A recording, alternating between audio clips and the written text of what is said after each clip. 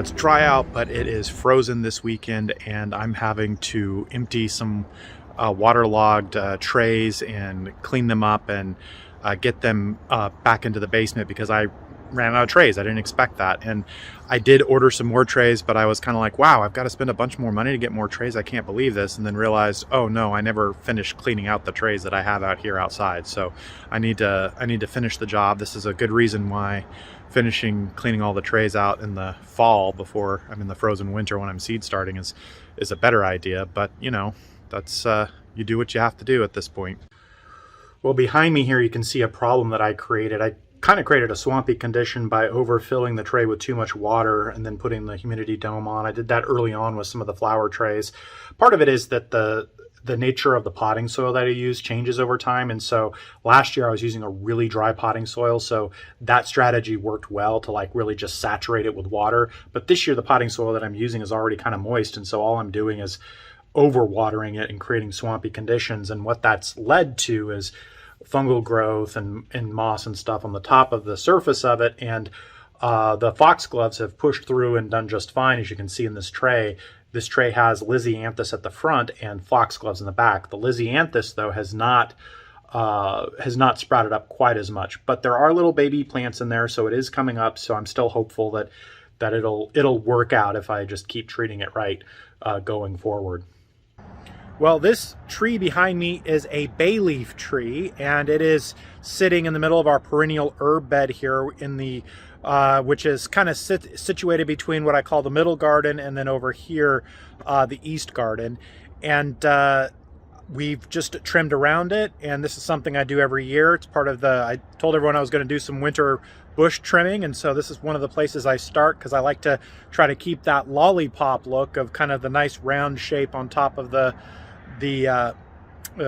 trunk there. And again, looking good. You can see there's a couple of bare patches in there, but it's good. It's forming good, and it's going to grow from there in the spring. It's going to fill out nicely. Happy to see where that's going. Larkspur. I have some larkspur seeds to plant here. I tried it in the last couple of years and have yet to have success with it. So I'm hoping to figure out the formula. I'm seeing on the seed packets it says to refrigerate the seeds for 1 to 2 weeks. Both Botanical Interest and Johnny's seed packets say that. Johnny's doesn't say specifically to refrigerate, it just tells you that the seeds would do well to have a cool period in the 35-degree temperature range for a week or so. So same kind of thing though. So I'm going to go ahead and give that a shot. I've got 4 packets, 2 from Johnny's and 2 from Botanical Interest here of larkspur that I'm going to put into the fridge, and then plan my doing my seeds on that next week. Well, behind me here I have an evergreen hedge that separates the north kitchen garden from what I call the middle garden here, and we've been working on trimming that hedge up. I told everyone I was going to do some winter bush and hedge trimming, so we've started getting that hedge trimmed up, and you can see some before what the unruly part of the hedge looks like, and then what part of the hedge that we're starting to trim up on the sides and the top starts to look like. And I like how it's going so far. Looking good so far. Well, the other thing you're going to see that I have going on here is a lot of different kinds of onion starts. I have bulb onion starts, I have shallot starts, I have leek starts, and I have bunching onion starts. So I've got all those going. That and flowers is primarily what I have going on here in the basement nursery at this stage. I have eggplants yet to kind of prop up or pop up in the cell trays, and we also just lots of other flowers that I've been planting recently. Well, an update on the fava beans. It has been absolutely frosty out here in PDX Garden Home. I'm standing, it's in the afternoon here, and I'm standing on my cedar pathway, my cedar chip pathway, and it's frozen over. The moisture in between the cedar chips is icy and there's frost everywhere.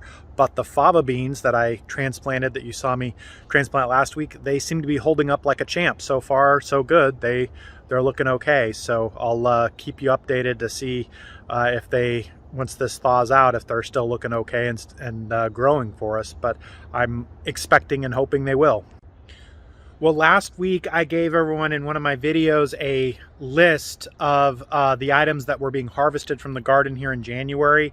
But I think that I have to say that that was a fluke, because by the time I got done with that harvest and it rolled around to the next week, there just really isn't enough left out here to harvest. I mean, I could scrounge up some celery here and a few leaves of this or that, but really I kind of exhausted what there was to harvest last week, and now we're into another frost here, and not really much to harvest here. So I'd say this is about what I would expect for winter. I've kind of exhausted my winter stores. I think other people who maybe do a better job of growing, getting themselves set up for winter growing, probably may still have stuff, because if I had had my Brussels sprouts and cabbages and things like I had planned when I planted them too late, but if maybe this year I'm going to plant them in June. If I had planted them in June last year, I might have some of those things still in the garden now to harvest right now.